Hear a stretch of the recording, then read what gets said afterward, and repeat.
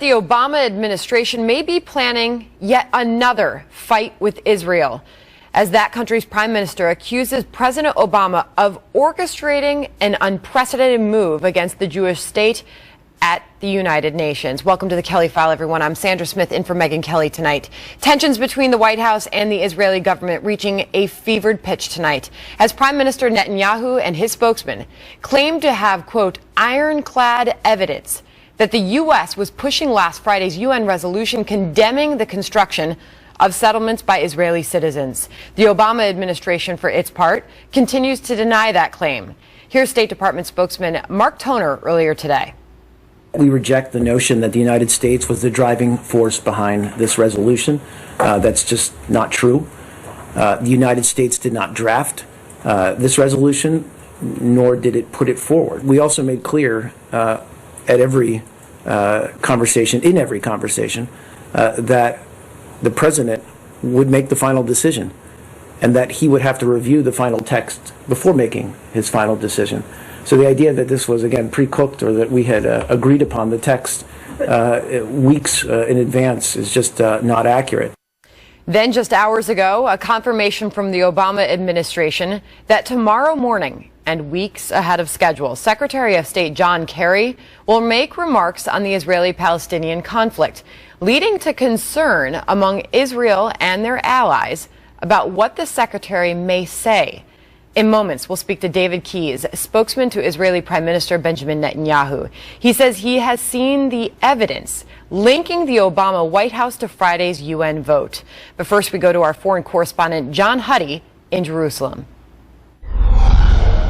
Well, Sandra, the heavyweight fight between Israel and the United States continues tonight, and a senior Israeli official tells me that he has seen sensitive information from Arab sources that he says will prove without a doubt that the Obama administration was indeed behind this resolution. And also, this senior official says that the U.S. may propose another resolution in the coming weeks to preempt Israeli-Palestinian talks. Now, that said, Israeli Prime Minister Benjamin Netanyahu over the weekend called the resolution voted on Friday a shameful ambush by the Obama administration, and that Israel will hold its ground regarding its settlement policies. Now, the Prime Minister summoned the U.S. ambassador and said Israel will reassess its ties with the United Nations, among other things.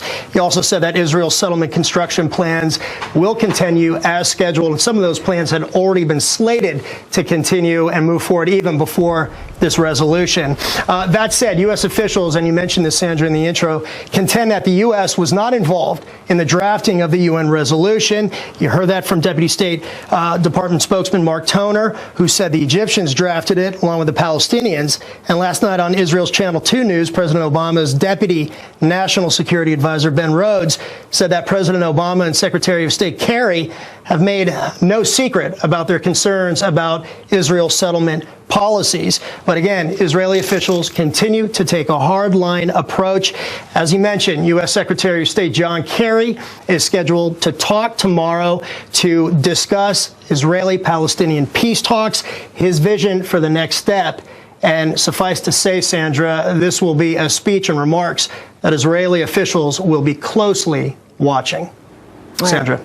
Thanks, John. Joining me now, Keyes, spokesman to Israeli Prime Minister Benjamin Netanyahu. David, thank you for joining us tonight. Thank you for having me. What is it exactly that the Prime Minister is accusing the Obama administration of doing here? Well, we know that there was a deep collusion between the Obama administration and the Palestinians in order to push this United Nations Security Council resolution forward. That is deeply, deeply disappointing because historically America has protected Israel at this very, very biased body. You know, I just came from the Western Wall about an hour ago, and I touched those stones that Jews have touched and prayed towards for literally thousands of years. And the idea that this Security Council resolution, which was allowed to pass and even pushed very strongly by the Obama administration, the fact that it calls that one of the holiest sites to the Jewish people, occupied Palestinian territory, tells you everything that you need to know. That's shameful. That's ahistorical.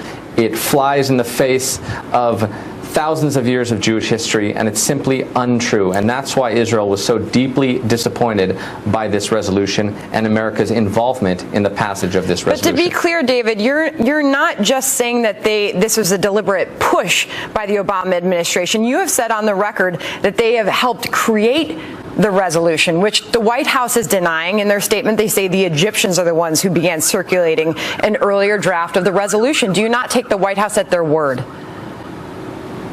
Well, I've seen information with my own eyes that contradicts that. We have ironclad information, which we will share through the proper channels. Can you give us an idea of what that looks like? Who are your sources? Can you give us any idea of what that ironclad information is? Well, I can tell you these were sources from the Arab world and internationally. And in fact, it points to a deliberate American attempt to stay behind the scenes and, in fact, to ask the Palestinians to push the Egyptians to propose this resolution in the first place. And I want to explain just very briefly why it's so dangerous, because it actually preempts negotiations.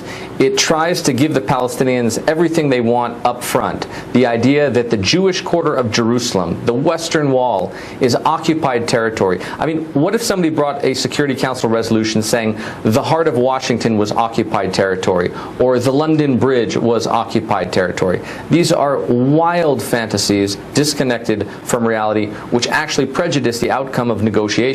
The Prime Minister of Israel has repeatedly invited President Abbas to negotiate without any preconditions for direct bilateral negotiations. But David, Ramallah is just a few minutes away from here. Why not turn that over now? Why? You say you're going to wait and hand that to the incoming administration, the Trump administration. Don't you think the people of Israel, the people of this country, Americans deserve to see if the United States was behind that push? Well, I don't think that everything that I know can be shared on TV or can be shared with a global audience. But I think that details will increasingly come out. And in fact, there was just a report out of Egypt, which I haven't seen the exact report, but from what I read of the headlines, confirms American involvement in this whole sad saga. We also don't know what's going to happen. We actually believe that this may be the first of another series of pushes before the Obama administration leaves office, and that would be a real travesty if conditions were attempted. If conditions were imposed upon Israel which prejudiced the outcome of direct and bilateral negotiations between us and our Palestinian neighbors. So if it is true what you are accusing the White House and the Obama administration of doing, why do you think that he did it? Why do you think Obama would have done this? Well, you'd have to ask him that question, but I think that unfortunately this has been a mindset perhaps from the beginning of the Obama administration, seeing the presence of Jews in the West Bank as perhaps the great barrier to peace. Of course, that is simply not true, because the conflict started long before there were any Jews in the West Bank, and even after Israel withdrew every settler from Gaza, we didn't get peace, we actually got war. 20,000 missiles on the heads of Israel's civilians. So what I hope happens is that the Obama administration ceases this assault on Israel, frankly, using diplomatic forums, certainly biased forums like the Security Council, which has spent far too much time lambasting the Middle East's one liberal democracy and too little time shining a light on the mass murdering dictators like Bashar al-Assad. So let's talk about the fact that Secretary of State John Kerry is going to be making a public address tomorrow. What do you expect from that? Well, unfortunately, there seems to be some indications that there may be further pushes, perhaps using other states as frontmen in order to pressure Israel.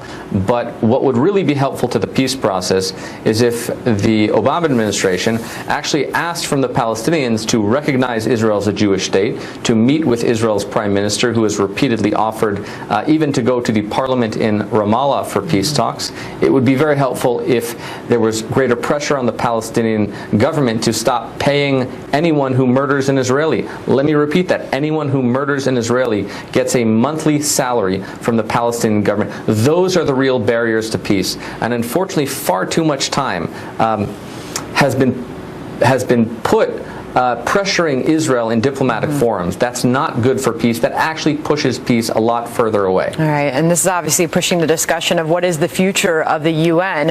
A lot of political leaders here calling for defunding. We will certainly be watching it. David Keyes, speaking on behalf of Benjamin Netanyahu, thank you for joining us tonight. Thank you so much for having me. All right, joining us now to react, Mark Thiessen, a Fox News contributor and American Enterprise Institute scholar, and Julie Roginski, a Democratic strategist and Fox News contributor.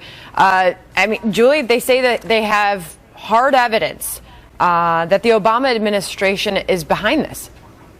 I'd love to see it. I mean, they may be right. They may not be right. I don't know. But that's quite an allegation to make, especially for a country that, of all the countries in the Security Council, historically has been very pro-Israel, and an administration that's given them more military aid than any other.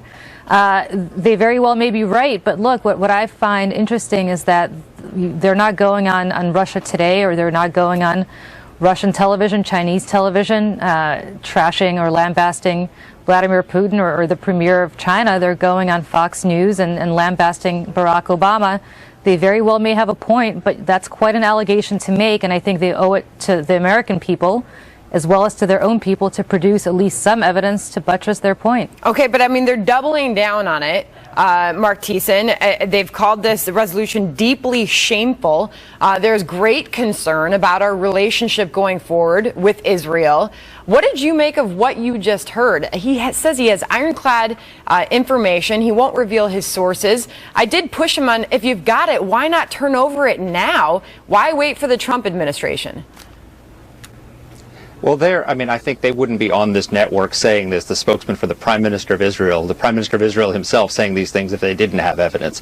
And I think that they're trying to do it through diplomatic channels. But look, the reason they're not on Russia Today condemning Russia is because they do this all the time. They support these resolutions all the time. This is unprecedented. The United Nations Security Council is like a schoolyard filled with bullies. And the United States is Israel's stronger big brother that doesn't let the bullies push them around. Even if we might disagree on some issues with Israel, we don't let them get pushed around in the schoolyard. If this is what he's saying is accurate, not only did the United States not defend Israel from the bullies, the United States joined in on the bullying. That is a new low, even for the Obama administration. And this cannot happen. We joined with countries, human rights abusers like Russia and China and Venezuela and Angola to team up against the United States' only democratic ally in the Middle East. That's just unprecedented, and if this is true, it is an absolute outrage. The reports go beyond that, Julie. There are reports that Vice President Biden called the president of Ukraine to pressure him to vote in favor of the resolution. Joe Biden's national security advisor has denied that a phone call ever took place there, but there's a lot going on here. There's definitely a lot going on. Look, I don't disagree with a lot of what Mark said. I will say one thing, and that's the one thing I will take issue with is that lately Bibi Netanyahu's been spending a lot more time cozying up to the Russians and to Vladimir Putin than he certainly has to Barack Obama. So, he wanted to call his friend Vladimir Putin and get him to at least abstain on this veto, or if not outright, or not, at least not outright veto it, he could have done that. It's not that they're not close and they haven't established a good relationship. I have no evidence whatsoever that Joe Biden did any of this. If he did, the Israelis should produce it. So somebody who could clear up a lot is Secretary of State John Kerry, right, who we now have word will be speaking publicly on this tomorrow morning. Mark, what do you expect from that? Well, first of all, who cares what John Kerry says? He's a lame duck Secretary of State in a lame duck administration that's going to be out in 3 weeks. If he had a great plan for Middle East peace, he might have tried it 3 years ago, not 3 weeks before he's leaving. And this is a guy who has presided over disaster, an administration that has presided over disaster after disaster in the Middle East, from the rise of ISIS to the resurgence of Al-Qaeda and the Taliban in Afghanistan to the massacre of 500,000 people in Syria. So we really don't need his advice. But more importantly, there is a tradition in American politics that after an election, the outgoing administration shows deference to the incoming administration when it comes to major foreign policy decisions. Back in 1992, George H.W. Bush called Bill Clinton and asked his permission, consulted with him before he sent U.S. troops into Somalia. And Bill Clinton actually came out and gave a statement showing solidarity with him, because the tradition is you do not saddle an incoming presidency once you're a lame duck with new policies that they might disagree with. For the Obama administration to come out now and start messing around in the United Nations and saddling the Trump administration with a mess in the Middle East is unprecedented. They're supposed to defer to them. They're going to be out in 3 weeks. They're done. The timing Get out of the this, way. Julie, Be quiet. three weeks to go before President-elect Donald Trump walks into office. What does our relationship with Israel look like under President Donald Trump? Well, first of all, let me just preface this by saying I'm not defending the actions of the Obama administration at the Security Council this week, so I am not defending that whatsoever. I will say we also do have one president at a time, and it is unprecedented as well for Donald Trump to have been opining on this so vociferously and so publicly as he has on so many other issues, despite the fact that he's not yet the president. Having said that, look, I suspect it's very different. He's about to appoint somebody as the ambassador to Israel, who has a very different worldview on settlements, a very different worldview on what the West Bank is, refers to it as Judea and Samaria, as parts of the West Bank and Gaza are. And so as a result, I expect a very, very different policy, both externally and internally in the Trump administration, and that's up to them starting on January 20th to decide. In terms of what the Obama administration did at the Security Council, as I said, I don't condone it.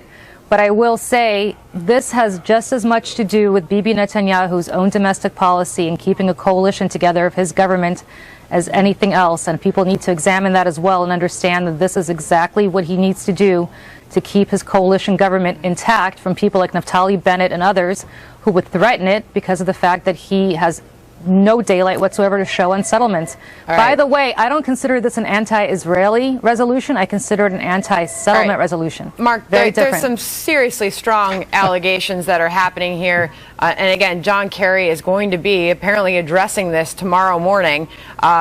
He's going to be offering what they're calling a comprehensive vision for how Middle East peace can be achieved in that speech. But it is now being reported that he will address this. Mark, last word to you. 3 weeks before he leaves office, he's going to offer a comprehensive plan for Middle East peace. Give me a break. Come on. I mean, go away. You know, you're done. We'll leave it there. Mark Thiessen, Julie Roginski, thanks for being here tonight. Thank you. Good to see you both.